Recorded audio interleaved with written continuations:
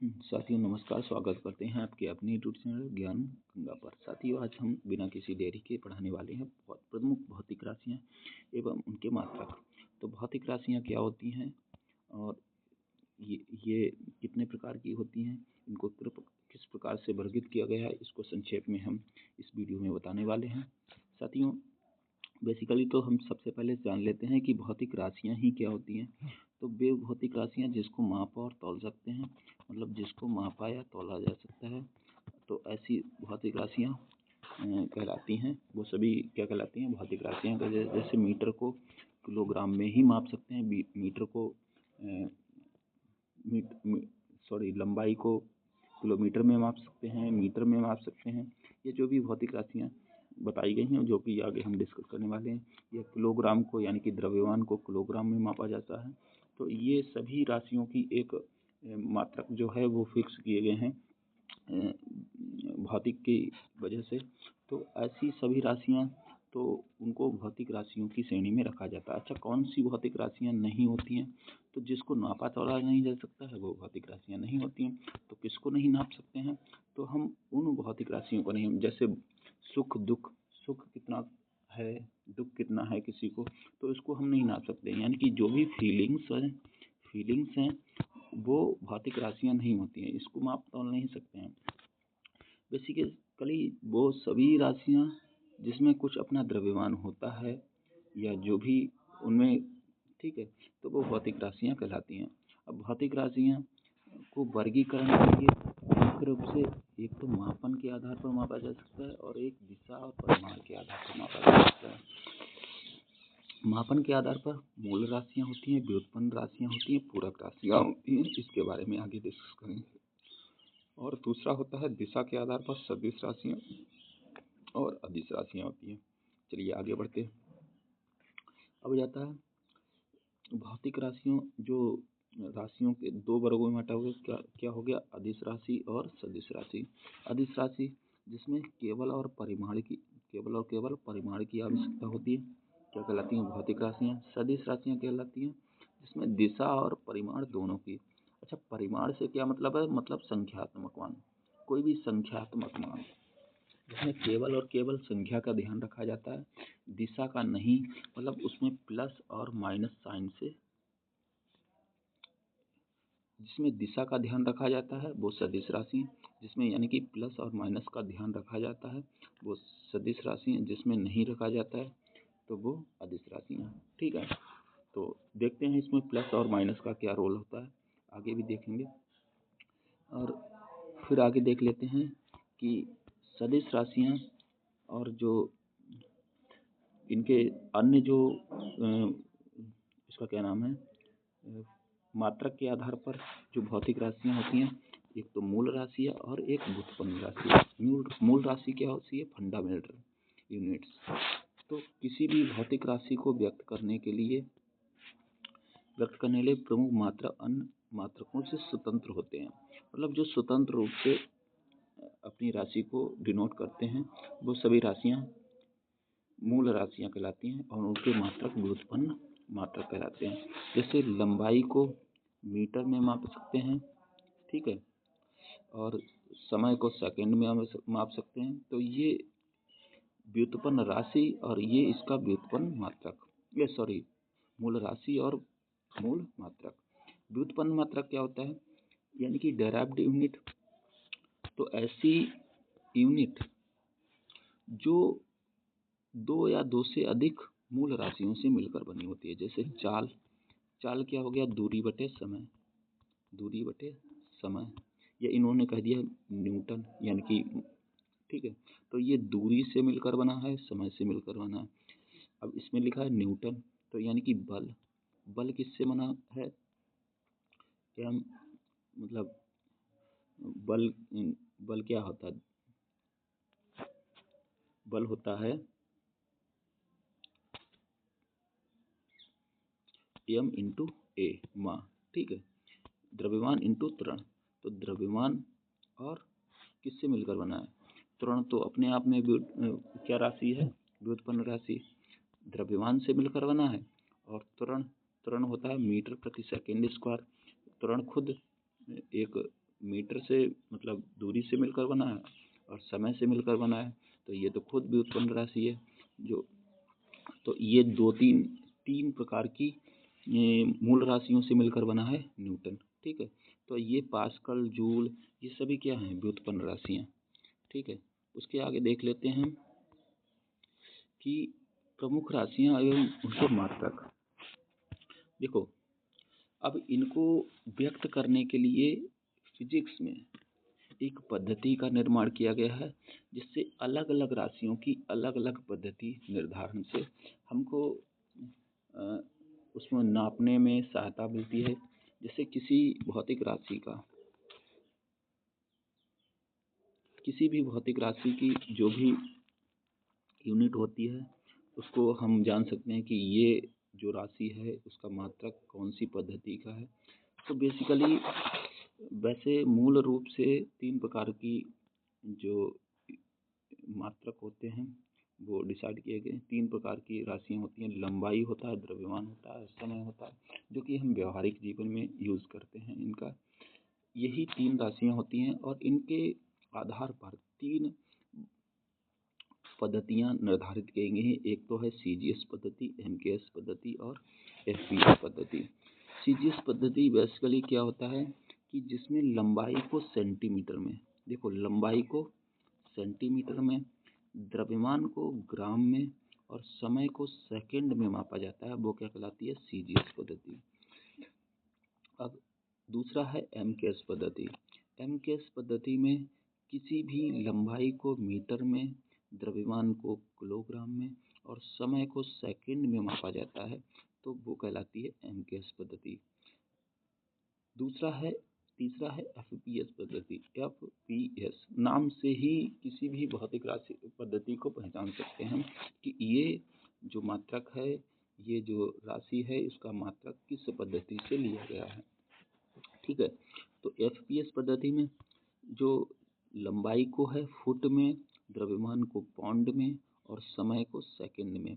इसमें एक चीज़ कॉमन है सब में कि जो समय को किसी भी राशि में मापा जाए वो हमेशा सेकंड में ही मापा जाता है। तो एक क्वेश्चन ये भी बन जाता है कि कौन सी ऐसी राशि है जिसको सभी पद्धतियों में एक ही मात्रक से मापा जाता है, तो वो क्या हो जाएगा, सेकंड हो जाएगा। अच्छा, अब एक सबसे इम्पोर्टेंट बात कि MKS पद्धति जो है उसमें तीन राशियों के आधार पर ये डिसाइड किया गया, तीनों पद्धतियों को तीन राशियों के आधार पर। अब आगे चलकर ये अलग अलग जगहों पर जब भी दो इंसान एक दूसरी जगह का, ठीक, अलग अलग देशों में इन पद्धतियों का यूज़ किया जाता था, तब जब भी दो देशों के इकट्ठे इंसान जब आपस में मिलते तो इन चीज़ों को देखने में थोड़ा असमानता होती थी और समझने में भी लोगों को एक्वर्ड फील होता था। ठीक है, तो इस चीज़ को लेकर सभी इंटरनेशनल जितने भी देश हैं उन्होंने में वार्ता हुई और एक पद्धति का निर्माण किया गया। कौन सी, SI इंटरनेशनल पद्धति। ठीक है, तो ये इंटरनेशनल पद्धति बेसिकली इन तीन राशियों जो कि लंबाई को मीटर में, द्रव्यमान को किलोग्राम में, समय को सेकंड, ये तीन राशियाँ तो बेसिकली होती ही हैं। ठीक है, और इनके मात्रक भी उसी रूप में लिखे जाते हैं। लंबाई को मीटर में लिखा जाता है, द्रव्यमान को किलोग्राम में, लेकिन चार ऐसी राशियाँ हैं जो और बढ़ा दी गई हैं जिससे और भी मात्रक इसको देखे गए। जैसे ताप को केल्विन में मापा जाने लगा, तभी विद्युत धारा एक बढ़ाया गया, विद्युत धारा को किसमें, एम्पियर में। ठीक है, और ज्योति तीव्रता को कैंडिला में। ठीक है, और द्रव्यमान तो पहले का ही था, समय भी पहले का था, लंबाई भी पहले का था, मोल को, ठीक है, मोल ये किसका मात्रक है, मोल पदार्थ की मात्रा का। ठीक है, तो पदार्थ की मात्रा को मोल में मापा जाने लगा। तो ये वैसे तो MKS पद्धति में कितने, तीन मात्रक थे, अब एसआई पद्धति में 7 मात्रक हो जाते हैं। कितने मात्रक हो जाते हैं? 7 मात्रक। और ये 7 मात्रक पूरे इंटरनेशनल यूनिट को कवर करते हैं और इसी आधार पर जो एमकेएस पद्धति है वो एसआई पद्धति का छोटा रूप माना जाता है। तो एमकेएस और एसआई पद्धति एक ही हैं, ठीक है। बेसिकली इसमें 3 यूनिट को लेकर, 3 जो मात्रक हैं उनको लेकर पद्धति निर्धारित की जाती है। इसमें 7 मात्रक हैं और 7 यूनिट हैं, तो उसके आधार पर उसके मात्रक डिसाइड किए जाते हैं, ठीक है। ये इंटरनेशनल पद्धति है जो कि सभी जगह लागू होती है और ये अलग अलग एक पर्टिकुलर देश के लिए लागू होती है, ठीक है। तो एसआई इसके बारे में समझ गए होंगे, तो इसको लिख भी लेते हैं कि भौतिक राशि और उसके मात्रा। ताप को हम किस में माप सकते हैं? ताप को केल्विन में माप सकते हैं, केल्विन, ठीक है। विद्युत धारा को एम्पियर में और ज्योति तीव्रता को कैंडिला में, द्रव्यमान को वही एमकेएस पद्धति 12 किलोग्राम में, ठीक है। मोल ये मात्रक होता है, बेसिकली इन्होंने उल्टा लिख दिया है। तो मोल पदार्थ की मात्रा को मापा जाता है, पदार्थ की मात्रा, ठीक है। समय को सेकंड में और लंबाई को किसमें मापते हैं? किलोमीटर में, ठीक है। तो लंबाई को किलोमीटर में। तो ये 7 राशियां हैं जो कि एसआई पद्धति की राशियां हैं और इनको एसआई पद्धति में इस प्रकार से मापा जाता है। अब ये तो हो गए सभी राशियों की पद्धतियां और उनके मात्रक, ठीक है। अब एक आ जाता है इसका क्या नाम है? पूरक मात्रक। क्या हो जाता है? पूरक मात्रक, पूरक मात्रक। हमने पूरक मात्रक, मूल राशियां, और ये इसमें तो 7 राशियां डिसाइड हो गई। अब इसमें एक पूरक मात्रक भी होते हैं, वो कौन कौन से होते हैं? रेडियन, स्टेरेडियन और रेडियन। तो स्टेरेडियन घनकोण का मात्रक होता है। किसका मात्रक होता है? घनकोण। और ये कोण का, रेडियन जो होता है कोण का मात्रक होता है। कोण और घनकोण में क्या अंतर होता है इसको भी देख लेते हैं। कोण बेसिकली होता है, कोण कोई भी सर्किल है जैसे, यानी कि 2D में किसी केंद्र पर अंतरिक्ष जो कोणीय विस्थापन है उसको डिसाइड करना ही कोण कहलाता है। और कोण बराबर होता है चाप बटे त्रिज्या। क्या होता है? चाप बटे त्रिज्या। चाप होता है ये वाला पोर्शन बटे त्रिज्या जो आर, ठीक है। तो और इसका मात्रक क्या हो जाता है? रेडियन, ठीक है। अब बेसिकली अब इसमें देख लेते हैं घनकोण। तो घनकोण जैसे कोई एक गोला है, मैंने वहाँ पर कोण में क्या डिस्कस किया था? सर्किल, ठीक है, यानी कि वृत्त। यहाँ पर कोई एक गोला जैसे ठोस गेंद, उसका एक पार्ट कोण की तरह निकाल लिया जाए, ठीक है। तो यहाँ पर एक क्षेत्रफल अंतरित करेगा, यहाँ पर क्या अंतरित करेगा? क्षेत्रफल। अब ये पार्ट हमने निकाल लिया, तो ये क्षेत्रफल जहाँ पे उसका चाप, कोण का चाप अंतरित कर रहा था, वहाँ पे ये क्या करेगा? क्षेत्रफल अंतरित करेगा, क्षेत्रफल भाग होगा, ठीक है। वहाँ पर एक दूरी थी और ये यहाँ पर त्रिज्या, ठीक है। ये उस ठोस गोले की त्रिज्या है जो कि केंद्र से नापी गई है, ठीक है। तो यहाँ पर घनकोण का सूत्र क्या हो जाता है? डी ए, जहाँ पर चाप था कोण का वहाँ पर डी ए, क्योंकि ये क्षेत्रफल जो भी वृत्त पर उसके सरफेस पर अंतरित जो भी क्षेत्रफल होगा, ए अपॉन एरिया का स्क्वायर। वहाँ पर क्या था? जो त्रिज्या थी उसको बटे में लिखा गया, यहाँ पर त्रिज्या का स्क्वायर, ठीक है। तो इसका जो मात्रक होता है वो होता है स्टेरेडियन, ठीक है। तो घनकोण क्या होता है? सरफेस पर अंतरित क्षेत्रफल बटे त्रिज्या का स्क्वायर, ये होता है घनकोण का सूत्र। ठीक है, और इनका जो मात्रक होता है स्टेरेडियन होता है। ठीक है, अब आ जाते हैं विमाएं। ठीक है, भौतिक राशियों की विमाएं भी होती हैं, जिसके आधार पर हम भौतिक राशियों की विमाएं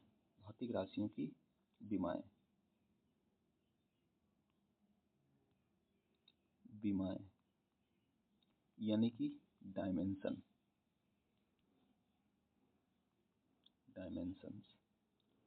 तो देखो, भौतिक राशियों की बेसिकली जो विमाएं होती हैं,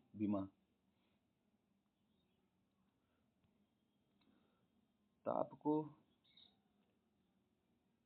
के लिखते हैं।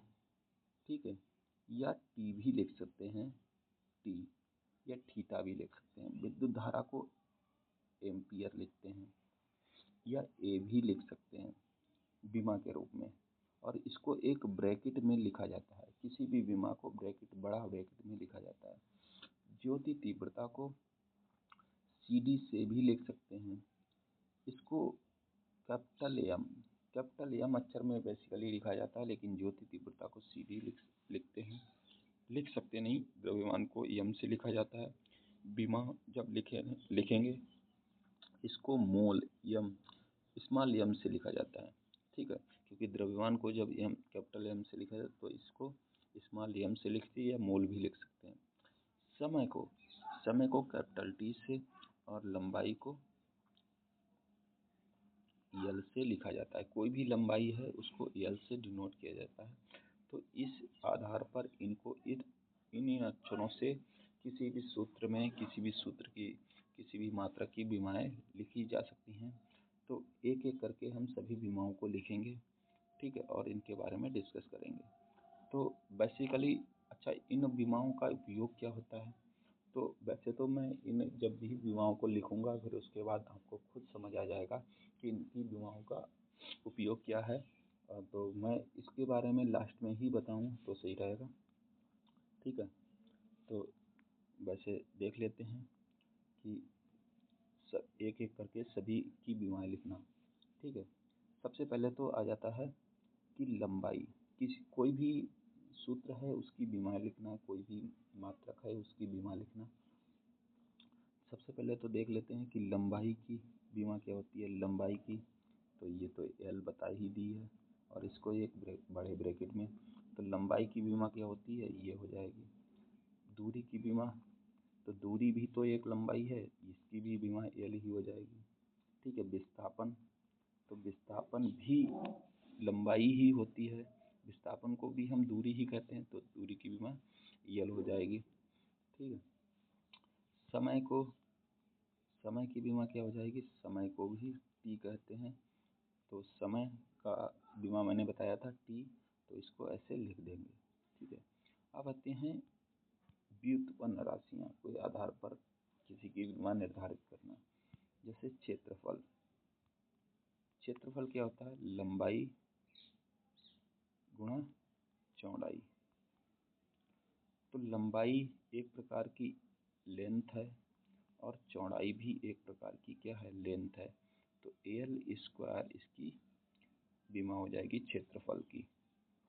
फिर उसके बाद देख लेते हैं आयतन। साथियों, ये विमा का डिस्कशन है वो जल्दी ही करूँगा, ताकि आपका चैप्टर कम समय में पूरा हो पाए। और इन चीज़ों को स्किप करके देखते रहना। ठीक है, क्योंकि मैं यहाँ पर वीडियो बनाऊँगा तो अगर ज़्यादा लंबी हो जाएगी तो उसका कोई फ़ायदा नहीं रहेगा, और ज़रूरत है तो इसको कम ज़्यादा करके देख सकते हैं। ठीक है, तो आयतन की विमा अब क्या हो जाएगी, आयतन क्या होता है, लंबाई गुणा चौड़ाई गुणा ऊंचाई। ठीक है, ये होता है सूत्र। तो लंबाई भी एक प्रकार की लेंथ होती है, चौड़ाई भी एक प्रकार की लेंथ होती है, और ऊंचाई भी एक प्रकार की लेंथ होती है। तो एल क्यूब हो जाएगा इसका विमा, एल क्यूब, अब बड़ा ब्रैकेट लगा देंगे। ठीक है, तो ये हो जाएगी इसकी विमा। फिर आ जाता है घनत्व यानी कि डेंसिटी। घनत्व, तो घनत्व क्या सूत्र होता है, देखो किसी भी सूत्र से उसकी विमा का निर्धारण कर सकते हैं, ठीक है। तो घनत्व का सूत्र क्या होता है? घनत्व का सूत्र होता है द्रव्यमान बटे आयतन, द्रव्यमान बटे आयतन। तो द्रव्यमान क्या हो जाएगा? m, और आयतन क्या होता है? आयतन अभी मैं बता चुका था, l की घात 3। तो m, अब l की घात 3 ऊपर जाएगा, l माइनस 3, और ये बड़ा ब्रैकेट लगा देंगे, ठीक है, ml माइनस 3। तो ये हो जाएगा घनत्व का विमा, ठीक है। फिर उसके बाद विशिष्ट घनत्व। अब विशिष्ट घनत्व में क्या होता है? विशिष्ट घनत्व किसी पर्टिकुलर वस्तु का घनत्व से और उसके एक पर्टिकुलर टेम्परेचर पर किसी पदार्थ की तुलना करना, वो विशिष्ट घनत्व कहलाता है। तो बेसिकली विशिष्ट घनत्व एक अनुपात होता है घनत्व का। तो किसी अगर सेम राशि का घनत्व और बटे घनत्व आ जाए, ठीक है, कोई भी सेम राशियाँ आ जाएँ अनुपात में, तो उनकी विमा नहीं होती है, ठीक है। तो ये विमाहीन हो जाएगा।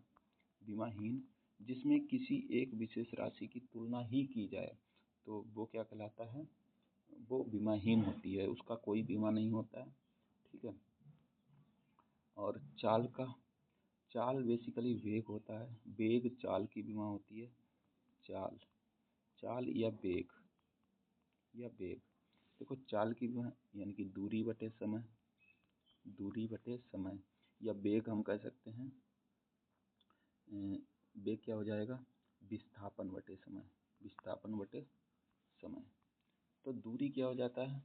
दूरी यानी कि एक लंबाई है, और समय बटे समय है।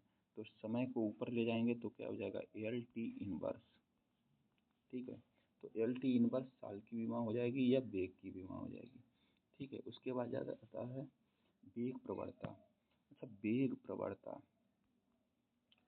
कोई भी प्रवणता शब्द लिखा हो तो उसका मतलब होता है उस राशि के प्रवणता लिखा है, यानी कि इस जो पहले राशि दी गई है उसके बटे में दूरी, ठीक है। तो जैसे वेग प्रवणता है तो वेग के बटे में दूरी, वो क्या कहलाती है? वेग प्रवणता। या कह दिया जाए ताप प्रवणता, तो ताप बटे में दूरी, तो ताप प्रवणता हो जाएगी, ठीक है। यहाँ पर पूछा गया वेग प्रवणता, तो LT इनवर्स ये तो मैं देख चुका हूँ, और बटे दूरी लेंथ, L से L कैंसिल, तो T इनवर्स क्या हो जाएगा? ये हो जाएगा वेग प्रवणता, जो कि आवृत्ति किसका मतलब होता है? आवृत्ति का, ठीक है। अब आ जाते हैं संवेग।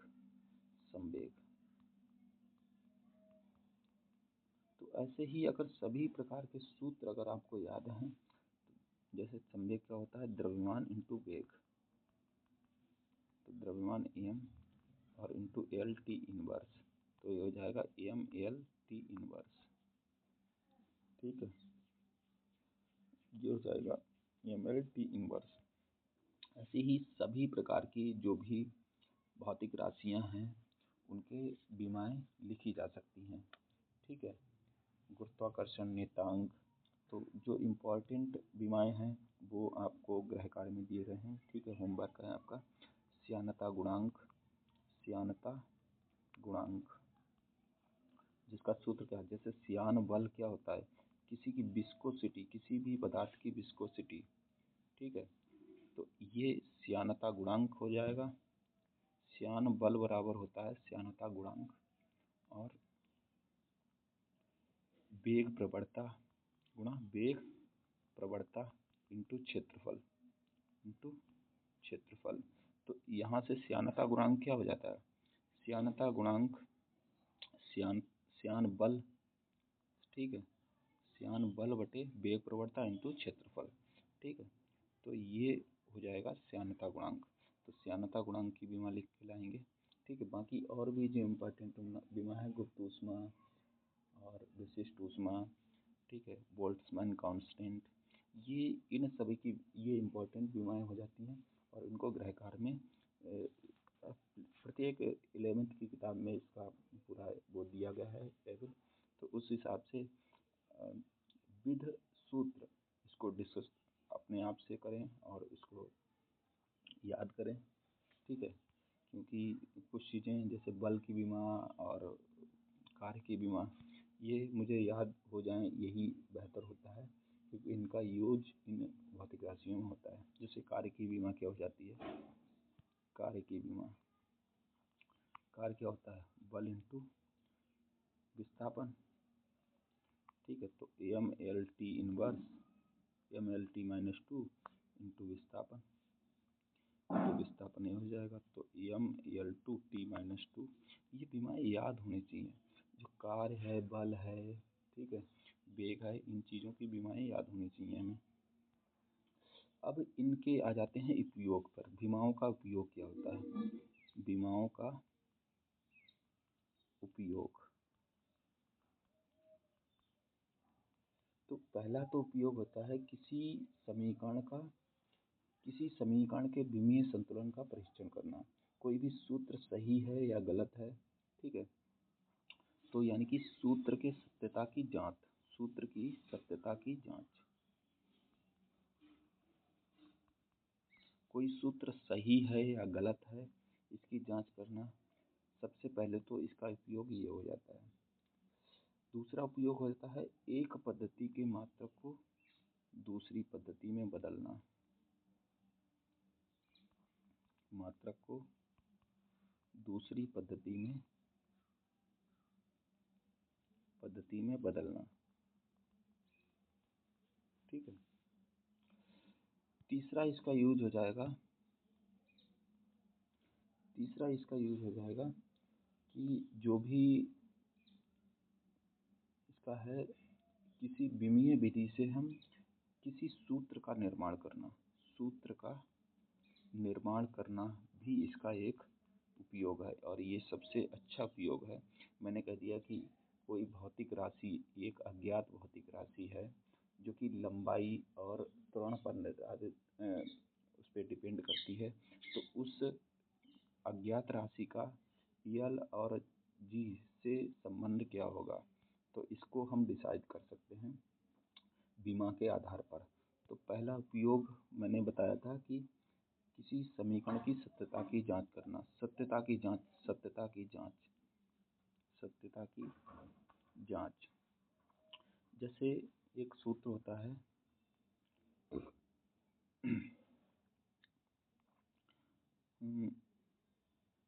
क्या होता है, Q बराबर,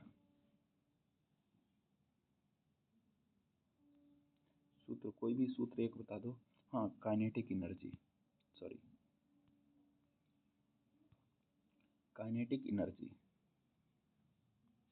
काइनेटिक एनर्जी बराबर होता है हाफ mv², ठीक है।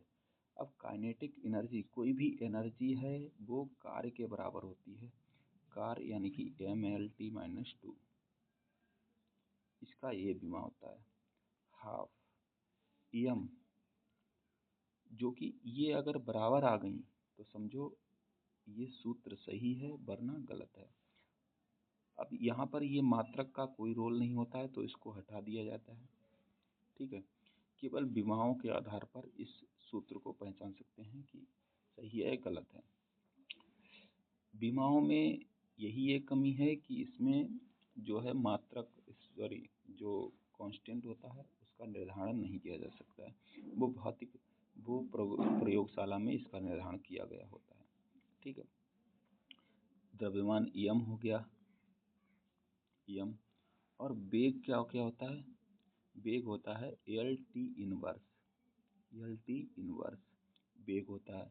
अब वेग का स्क्वायर क्या हो जाएगा, l2t-2, मतलब दोनों का स्क्वायर, तो l2t-2। तो देखो ये जो विमा है, ml2, ये काइनेटिक कोई भी एनर्जी होती है ml2t-2 होती है। तो देखो ये विमा और ये विमा बराबर है, यानी कि काइनेटिक एनर्जी का ये जो सूत्र है वो सही है, ठीक है, जो कि हमने विमाओं के आधार पर डिस्कस कर लिया। फिर आ जाते हैं एक पद्धति के मात्रक को दूसरी पद्धति में बदलना। तो इसका सूत्र होता है N2 बराबर N1 M1 बटे M2 की घात A, L1 बटे L2 की घात B और T1 बटे T2 की घात C। ठीक है, तो इसमें क्या होता है, N2 कोई भी भौतिक राशि जिसका संख्यात्मक मान, जैसे मैंने कह दिया कि कोई भी वस्तु का द्रव्यमान कितना है, M कितना है, 20 किलोग्राम।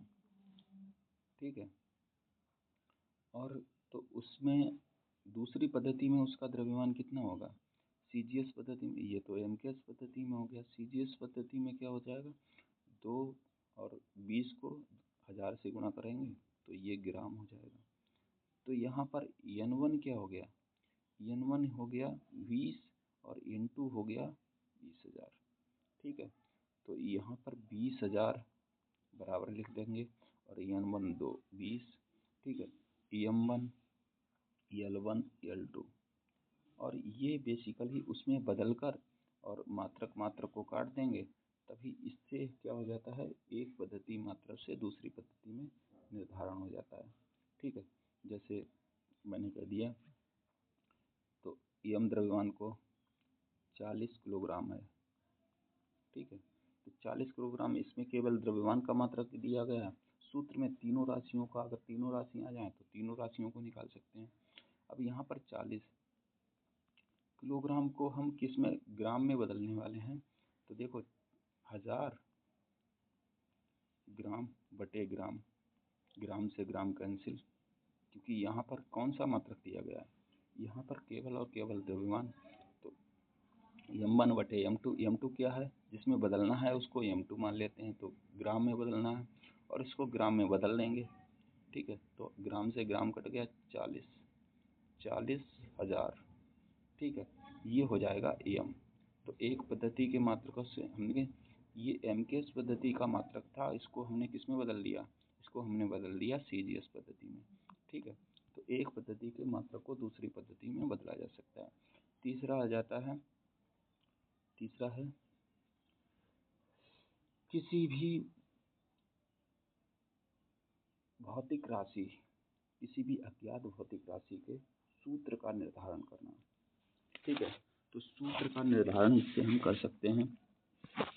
जैसे कोई भी, मैंने कह दिया कि जो काइनेटिक एनर्जी है किसी वस्तु की, अब एक ही सूत्र से हम, सरल सूत्र से उस तीसरे पॉइंट को समझा देंगे कि काइनेटिक किसी वस्तु की है, वो बेसिकली द्रव्यमान पर निर्भर कर रही है और वेग पर निर्भर कर रही है। किस पे, द्रव्यमान पर और वेग पर। तो कोई भी एनर्जी है, उसका मात्रक क्या होता है, उसका होता है बीमा mL2T-2, ये होता है बीमा। ठीक है, अब इस पे, अब ये किस प्रकार से निर्भर कर रही हैं ये हमें नहीं मालूम है। मान लिया M की घात A है, B की घात B है, तो A और B का जो घात है वो हम कैसे निकालेंगे। बेसिकली तो ये तो हमें पता है कि ½mv² होता है। तो देखो यहाँ पर A की घात जो है वो 1 आ जाएगी इसके आधार पर, और B की घात 2 आ जाएगी। कैसे आएगी ये हम देख लेते हैं। ठीक है, M द्रव्यमान को M भी लिखते हैं, तो इसकी घात A हो गई। वेग होता है LT इनवर्स, इसकी घात क्या हो जाएगी B। ठीक है, तो हम इसको बेसिकली लिख सकते हैं M की घात A, L की घात B और T की घात -B।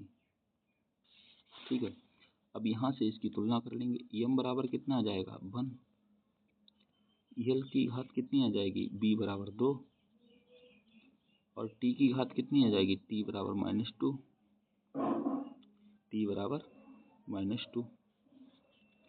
तो यहाँ से क्या हो जाएगा, M बराबर 1, B बराबर 2 और T बराबर -2। ठीक है, ये सूत्र आ गया।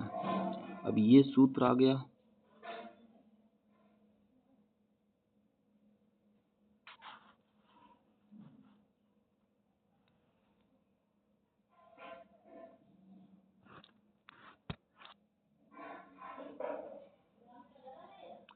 यल बराबर सॉरी एम बराबर ए आ गया, यल टी माइनस 2। अब टी का यहाँ पर क्या रोल दिया गया है, तो बी बराबर 2 आ गया, बी बराबर 2 आ गया है। हाँ बी सॉरी ये हो जाएगा M we minus we.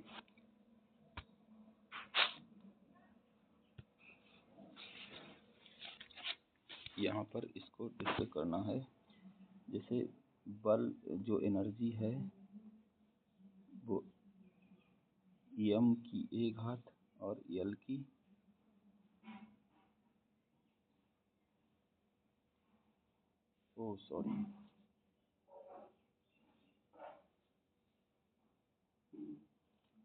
L T inverse इसकी भी घात, तो एम ए एल की घात वी टी की घात माइनस वी।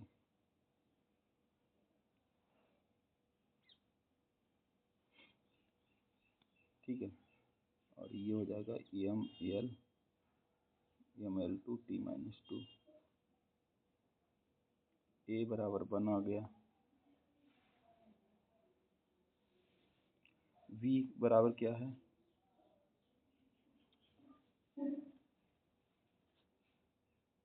बी बराबर 2, और टी के अनुसार भी देखो टी के अनुसार भी माइनस बी बराबर -2, तो यानी कि बी बराबर 2 ही आ रहा है, बी बराबर कितना आ रहा है 2 और ए बराबर 1 आ रहा है। ये मेन सूत्र में रख देंगे हम, क्या हो जाएगा, काइनेटिक एनर्जी हमने अनुक्रमानुपात पर लिखा एम की घात ए और वी की घात वी लिखा था। एम का मान आ गया 1, ए का मान 1 आ गया, बी का मान कितना आ गया 2। तो ये अब इसमें जो कांस्टेंट होता है, जब कांस्टेंट लगाते हैं तभी तो बराबर लगाते हैं। कांस्टेंट का निर्धारण इस विधि द्वारा नहीं हो पाया, तो ये एक इसका अब इसके जो विमाओं की रीति की सीमाएं जो हैं वो उसमें यानी कि जो गलतियां हैं जो इससे डिसाइड नहीं हो पाया, वो मात्रक डिसाइड नहीं हो पाया, इसके हम अनुसार मात्रक का डिसाइड नहीं कर सकते हैं कि मात्रक कह रहे हैं क्या इसका कांस्टेंट होगा। ठीक है, बाकी ये सूत्र एम बी स्क्वायर मतलब किस हिसाब से कोई भी राशि, भौतिक राशि इस काइनेटिक एनर्जी पर डिपेंड है, वो हम इससे ज्ञात कर लिया हमने। ठीक है, तो ये 3 उपयोग हो गए विमाओं के। साथियों, इसी के साथ हम अपने लेक्चर को समाप्त करते हैं। नमस्कार, जय हिंद, वंदे मातरम।